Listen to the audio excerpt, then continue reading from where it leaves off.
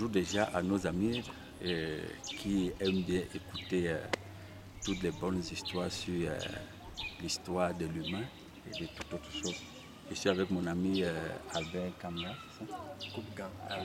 Koumga Albertin. Il est conservateur du musée médiateur culturel à la chefferie Bandou. C'est ça? Voilà.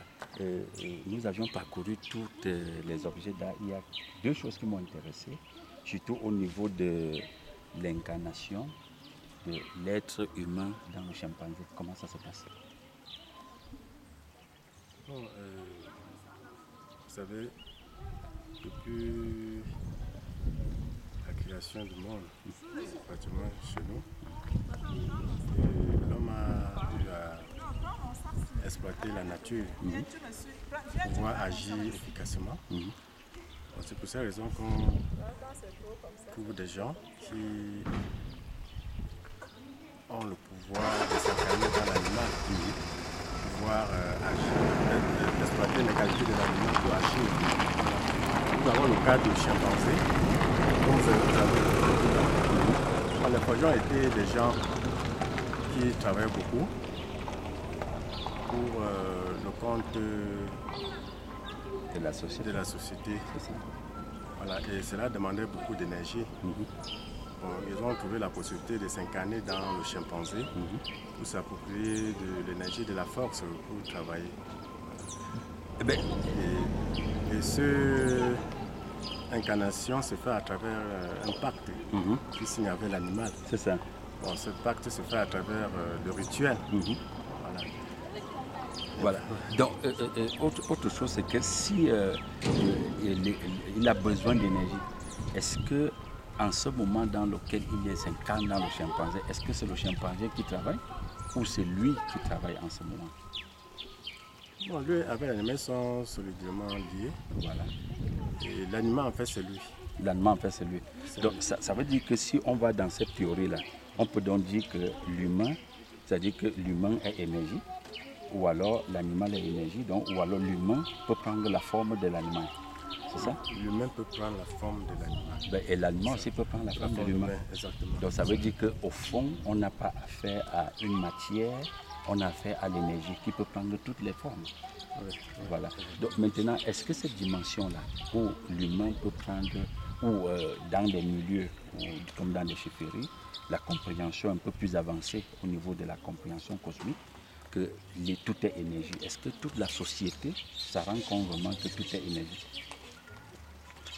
C'est-à-dire le petit peuple et tout, est-ce qu'ils peuvent avoir l'idée de ces choses? Parce qu'on leur présente ces objets-là, comme vous nous avez fait, mais maintenant, quand on les explique, comme vous expliquez là, mais est-ce qu'ils peuvent réaliser à quelle dimension l'humain est une force, il a un potentiel de déploiement? Est-ce que toute la population, est-ce qu'il y a une école où vous pouvez enseigner ça à la population pour qu'on ait davantage d'autres objets comme ce qu'on a? Parce que s'il n'y a qu'une seule personne qui s'incarne, mais le jour qu'il ne peut plus s'incarner, on n'aura plus d'objets. Et vous parlez d'initiation. Est-ce que l'initiation, on peut initier tout le monde ou bien c'est juste quelqu'un de particulier?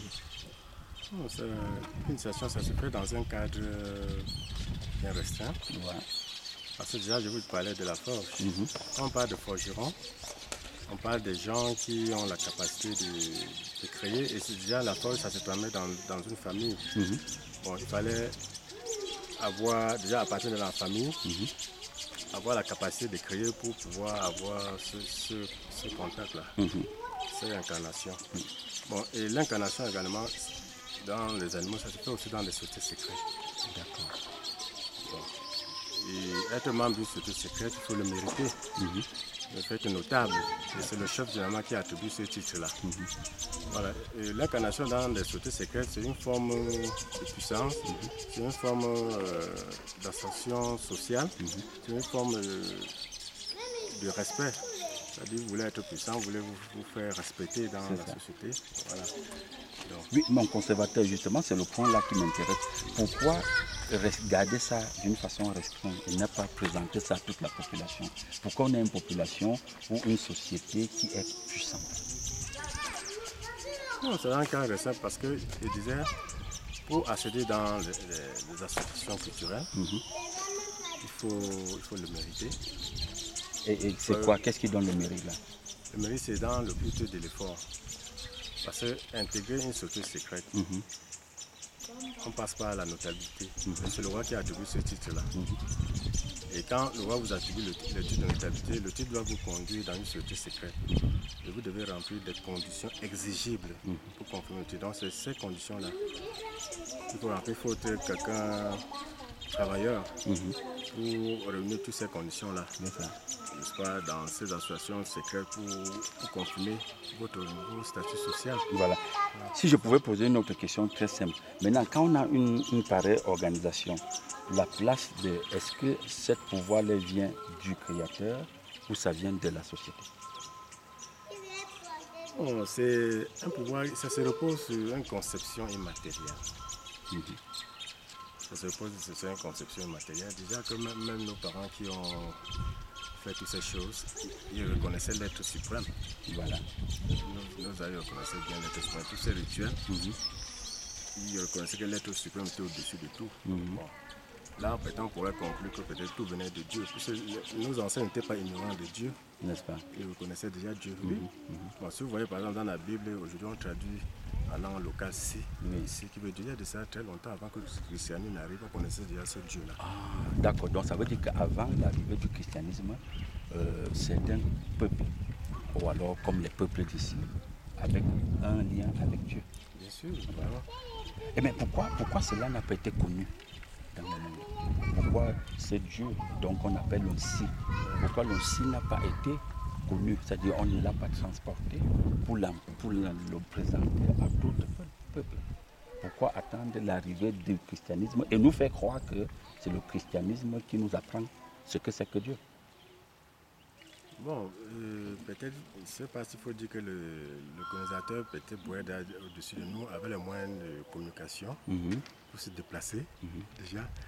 Bon, peut-être c'est ça qui pourrait faire ce problème-là. Bon, et le culte de Dieu, c'est notre façon de vivre. C'est notre façon de vivre. Donc, bien que même le christianisme est venu au début du XXe siècle, ça c'est le cas de Banjul. Le christianisme est venu au Banjul au début du XXe siècle avec la pénétration allemande. Bon, le christianisme n'a pas eu un problème majeur pour s'installer parce qu'ils ont déjà trouvé un groupe de croyants qui croyaient déjà à un Dieu. Donc, et le christianisme s'est adoré déjà que certaines valeurs que nous trouvons dans la tradition, on les retrouve dans le christianisme. C'est-à-dire les valeurs traditionnelles, on les retrouve dans le christianisme. Exactement. Peut-être même dans la Bible aussi. Bon, c'est-à-dire que je veux parler un peu résumer en disant il y a ce qu'on appelle l'amour du prochain. Ce sont des valeurs qu'on a. Voilà. Le respect des aînés. Le respect des aînés et ses parents. C'est-à-dire respecte ton père et ta mère. Voilà. Il y a le bien. Il y a la vérité. Puisque chez nous,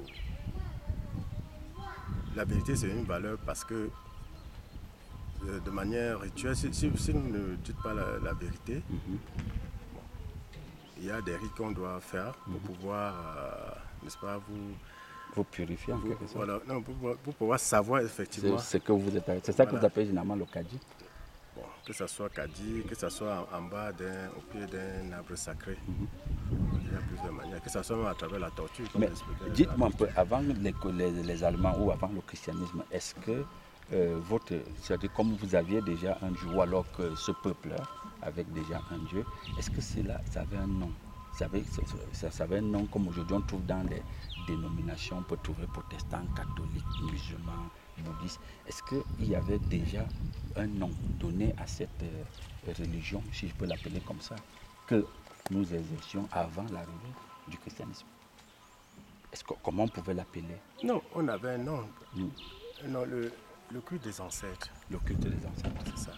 Non, bien que le christianisme venait qualifier, taxer ça de fétichisme, occulte, je ne sais pas. Ils ont des termes qu'ils ont utilisés, mais qui c'est une façon de dénigrer, une façon de nous dire que nous n'avons pas de culture. Est-ce que ce n'est pas peut-être, est-ce que là on ne peut pas tout voir plutôt que la colonisation ou les colons étaient juste dans la même dimension, disons dans la même compréhension que vous, mais à un degré un peu plus avancé? Parce que si on retrouve certaines valeurs vôtres dans le christianisme. Et eux, ils taxent le vôtre un peu comme pour dénigrer. Est-ce que ce n'est pas parce qu'ils ont une compréhension un peu plus avancée, mais peut-être c'est le même esprit qui se met en mouvement?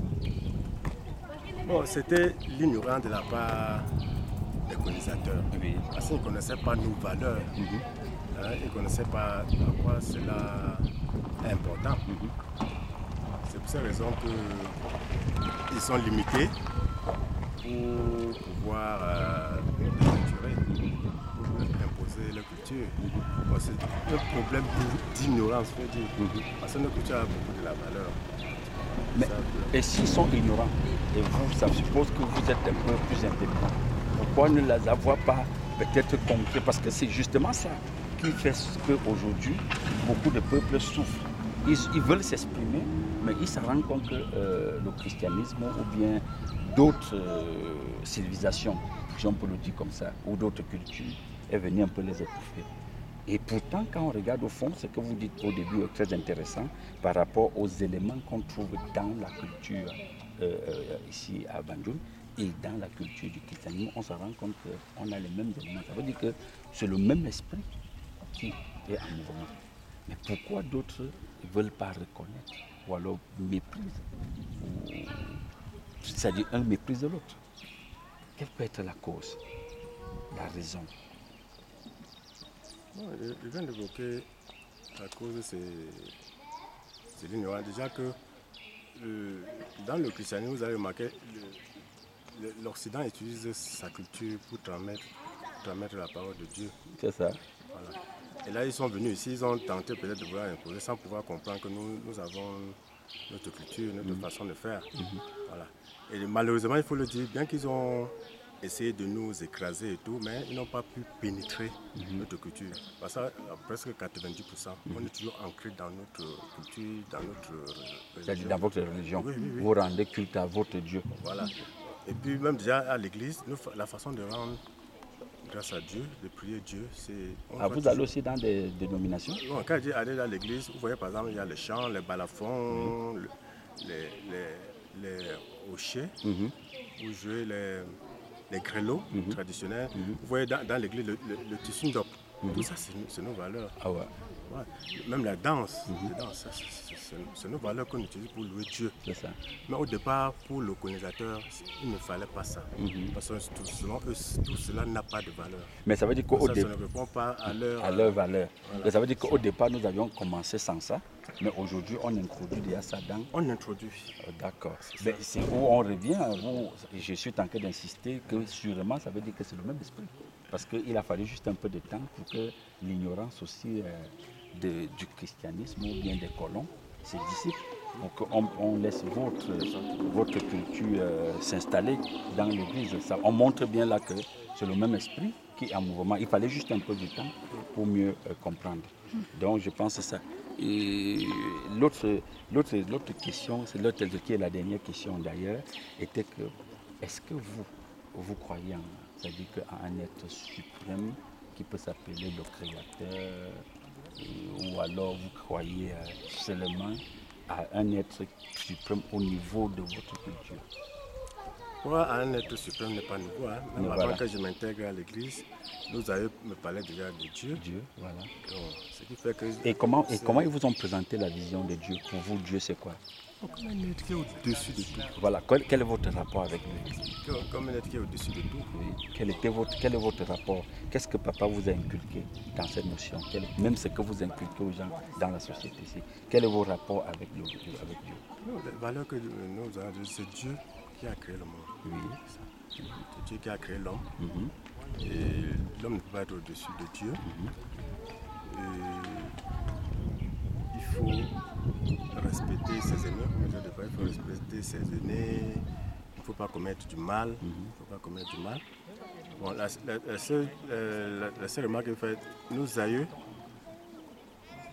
nous montraient que c'est à travers l'ancêtre qu'on atteint Dieu. Voilà.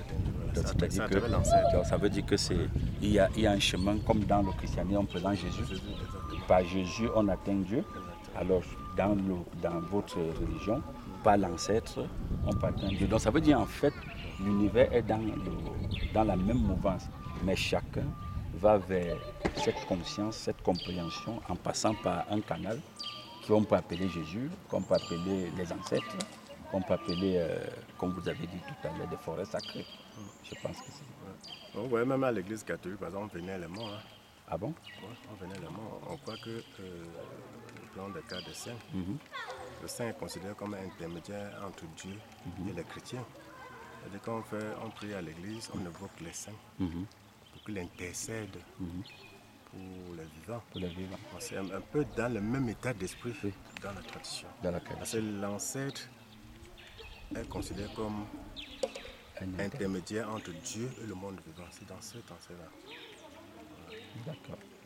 Et la seule différence, c'est que bon, dans la tradition, nous croyons à l'immortalité de l'âme. Nous croyons que l'ancêtre a une influence sur sa descendance. C'est ça. D'accord. C'est ça. Voilà.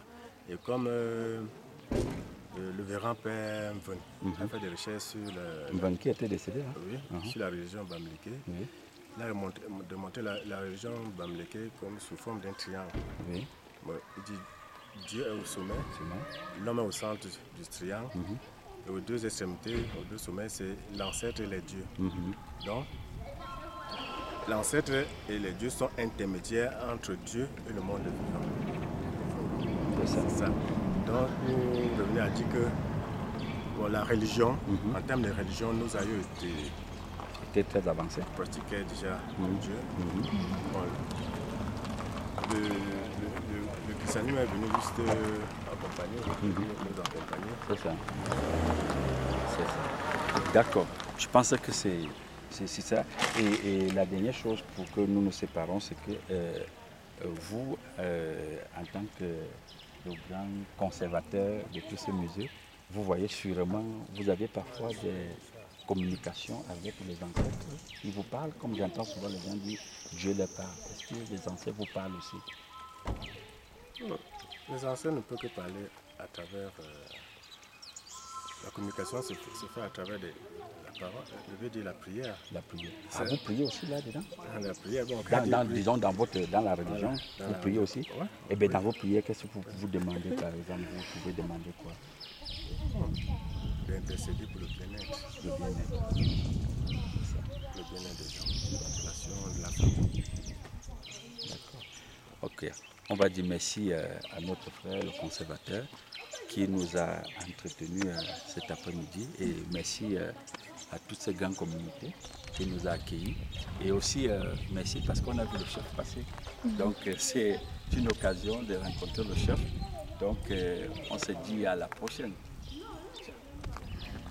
Donc pour nous c'est une occasion de rencontrer. Mais tu sais moi je vais dire.